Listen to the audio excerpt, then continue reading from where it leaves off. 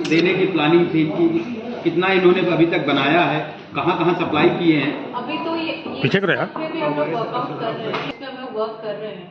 एक दो बायर जो इधर जनपद के और नेबरिंग जनपदों के भी हैं, इंक्लूडिंग एमपी के।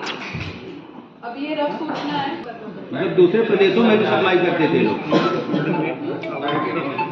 ज़्यादा दिन नहीं हुआ होगा, ज़्यादा दिन नहीं हुआ होगा क्योंकि अभी तो अतुल सोनकर, विष्णु सोनकर, ज़्यादा पुरानी तो नहीं है फैक्ट्री।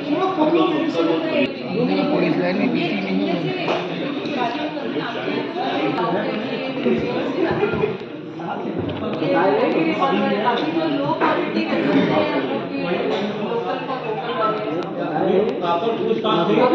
अभी तो पकड़ा है।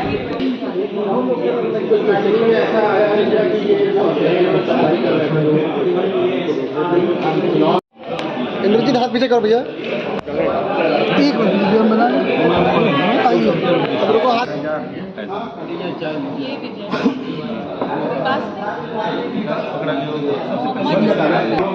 एक शॉट आप ही व्हाट्सअप कर दो। चलो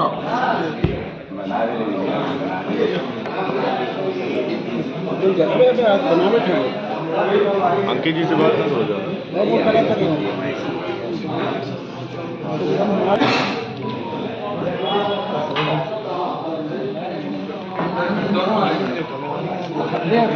बहुत ज्यादा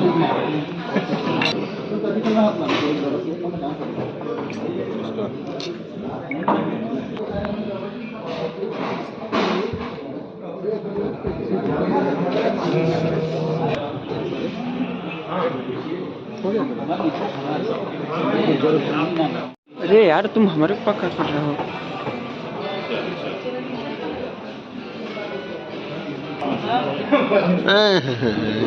मैम इनकी हंसने वाली फोटो मत लगाते ना, कार के नए नए तरीके। मीडिया में एक सामूहिक विवाह नहीं हुआ था, सामूहिक विवाह नहीं, दो और आ रहे हैं जो सप्लायर थे मेन बनाने वाले। यमुनानगर जोन में जनपद प्रयागराज के नैनी पुलिस और एसओजी टीम द्वारा एक रेड डाली गई। एडीए कॉलोनी में एक अवैध शस्त्र निर्माण करने की फैक्ट्री संचालित हो रही थी। इस मामले में हम लोगों ने 5 लोगों को अरेस्ट किया है, जिसमें से कि 3 तो बनाने वाले थे और 2 सप्लायर थे। इसमें हमें कई असलहे बरामद हुए हैं, जिसमें से 312 बोर के एक पिस्टल है, 2 पिस्टल है, एक रिवॉल्वर है 312 बोर की। इसके अलावा 5 तमंचे हैं 312 बोर के, जिसमें से कि 3 पूर्ण रूप से निर्मित हैं और 2 अर्धनिर्मित थे। एक 12 बोर का तमंचा मिला है अर्धनिर्मित, और 7 नलियाँ मिली हैं जिनका प्रयोग होता तमंचों को बनाने में। और इसी के अलावा कुछ कारतूस और उनको निर्माण करने की जो अन्य वस्तुएं होती है, पेट्रोमैक्स वगैरह, उनका भी बरामदगी हुई है। 5 अभियुक्त हमने जो पकड़े हैं, इनसे पूछताछ की जा रही है और इसको और डेवलप कर रहे हैं हम लोग कि ये लोग कहाँ सप्लाई करने वाले थे। इसमें कुछ सप्लायर्स की भी लिस्ट मिली है, लगभग 12 सप्लायर्स के नाम हैं जो इन्होंने बताया है। इसको हम लोग चेक कर रहे हैं कि कितनी लिस्ट सच्ची है और इसमें से जो लोग क्रय करना चाह रहे थे वो किस लिए क्रय करना चाह रहे थे इन असलों को। क्या ये जो नज़दीकी आपका स्टेट है मध्य प्रदेश और चुनाव नज़दीक है, तो क्या पूछताछ में इसकी भी आशंका है कि ये लोग वहाँ भी चुनाव में भी इस्तेमाल कर सकते हैं, दूसरे प्रदेशों में भी सप्लाई कर सकते हैं? जो लिस्ट आई है उसमें क्या चुनावी कुछ ऐसा कुछ सामने आया?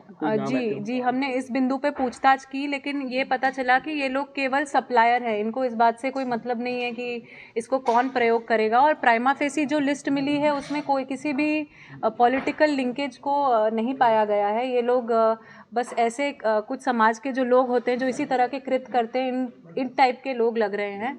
और इसमें हम लोग और पूछताछ करेंगे, इसको और डेवलप करेंगे कि इसमें क्या कोई योजना तो नहीं थी। इस बात का खुलासा होगा तो हम लोग आपको और अवगत कराएंगे। क्या संभावना है, चुनाव नज़दीक है, इसको लेकर क्या संभावना है?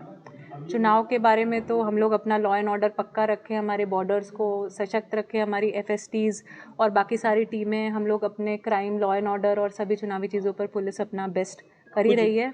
कुछ बताया कि कब से संचालित कर रहे थे, इनका ग्रुप कब से सक्रिय था? हमें पता चला है कि ये 15-20 दिन से संचालित कर रहे थे। इसकी सूचना हम लोगों को मिली थी, हम लोग इस पर नज़र रखे हुए थे और सूचना पक्की करने के बाद तब इनको अरेस्ट किया गया। क्या दूसरे स्टेट में भी सप्लाई की बात सामने आई है और संभावना क्या है, क्योंकि चुनाव के पहले ये जिस तरीके से बड़ा ऐसा फेक- प्रतीत होता है कि ये दूसरे स्टेट्स में भी सप्लाई कर रहे थे, हो सकता है ऐसी संभावना हो। ये किस लिए कर रहे थे, क्योंकि क्राइम के लिए कर रहे थे या किस लिए कर रहे थे, ये बातें खुलेंगी और इससे हम लोग आपको भी अवगत करेंगे। गिरोह के वो लोग क्या इसमें सम्मिलित हैं, फरार हैं, कितना बड़ा गिरोह है? हाँ, इसमें जो प्राइमा फेसी हमारे पास कुल 5 लोग मिले हैं, इसमें से कुछ और लोग भी फरार हैं जो पूछताछ में आया है। वहाँ पर मौके से 3 लोग मिले हैं, 2 सप्लायर मिले हैं और बाकी कुछ खरीदार भी हैं। उनका क्या बैकग्राउंड है, ये कितना बड़ा गिरोह है, ये हम डेवलप करके फिर आपको और अवगत कराएंगे।